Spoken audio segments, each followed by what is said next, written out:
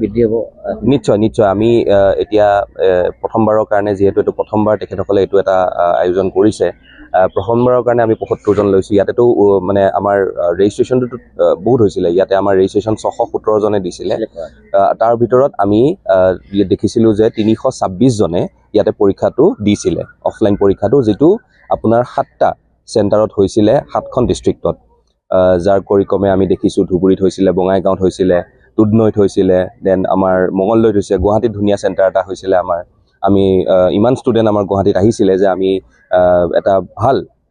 ধুনীয়াকৈ এক্সাম এটা আমি পৰিকল্পনা কৰি পেলাই ইয়াত আমি পাতিছোঁ তাৰ ওপৰত আমাৰ আপাৰ আছামৰ ফালে আমাৰ ডিব্ৰুগড়ত হৈছিলে আমাৰ নৰ্দাৰ্ণ আছামৰ ফালে আমাৰ লখিমপুৰত হৈছিলে তো তেনেকৈ আমি 7টা চেণ্টাৰত ধুনীয়াকৈ পৰীক্ষাটো পাতি পেলাই আমি এইটো আগবঢ়াই লৈছোঁ তাৰ ওপৰত আমাৰ ইয়াতে এটা ইণ্টাৰভিউ ছেশ্যন হ'ল য'ত 150টা ষ্টুডেণ্ট মাতা হৈছিলে মাতি পেলাই তেখেতৰ পৰা আমি 75 জন ষ্টুডেণ্ট ৰাখিবলৈ আচ্ছা ইয়াতে এতিয়া কোচ ৰাজবংশী ডেভেলপমেণ্ট কাউন্সিলৰ আণ্ডাৰত এই যিটো প্ৰশিক্ষণৰ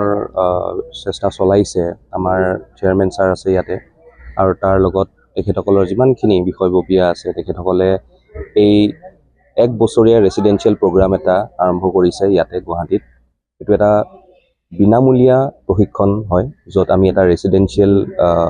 তেখেতসকলক প্ৰশিক্ষণ দি আছোঁ আৰু তাৰ ওপৰত আমি এটা আমাৰ মেজৰ যিটো ইয়াতে এটা আমাৰ দায়িত্ব হয় যে তেখেতসকলক আমি লাইফ টাইমৰ কাৰণে তেখেতসকলক আমি এই প্ৰশিক্ষণৰ ব্যৱস্থাটো দি থাকিম আৰু তাৰ ওপৰত তেখেতসকলে যিখিনি অনলাইন লাইভৰ এক্সেছ পাব সেইখিনিও তেখেতসকলে লাইফ টাইমৰ কাৰণে পাব ছাপোৰ্ট পাব আমাৰ পৰা তেখেতসকলে আমাৰ পৰা এটা পাৰ্চনেলাইজ মেণ্টৰশ্বিপ পাব য'ত তেখেতসকলে আমাৰ লগত আহি আমাৰ লগত বাট বিতৰা কৰি পেলাই এই প্ৰশিক্ষণটো শেষ হোৱাৰ পিছতো তেখেতসকলে আমাৰ কণ্টেক্টত থাকি তেখেতসকলে আগন্তুক পৰীক্ষাৰ কাৰণে প্ৰিপেয়াৰ কৰিব পাৰিব এতিয়া সদ্যহতে আমি দেখিছোঁ যে অসম লোকসেৱা আয়োগে 1 জুনৰ ভিতৰত পৰীক্ষাৰ পাতাৰ এটা পৰিকল্পনা লৈছে তাৰ কাৰণে আমি এই 2 মাহ বা 1.5 মাহ যিখিনি আমাৰ হাতত টাইম আছে সেইখিনি টাইমত আমি তেখেতসকলক এটা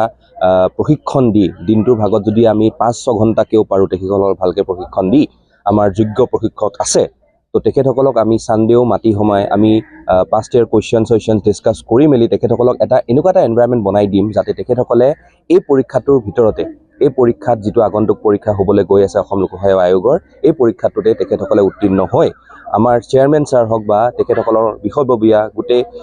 যিটো কমিউনিটিটোৰ তেখেতসকলে নাম কৰক আৰু আগলে তেখেতসকল আগবাঢ়ি যাওক যিকোনো খবৰৰ বাবে যোগাযোগ কৰক 7099017330 লগতে 7099017110 নম্বৰত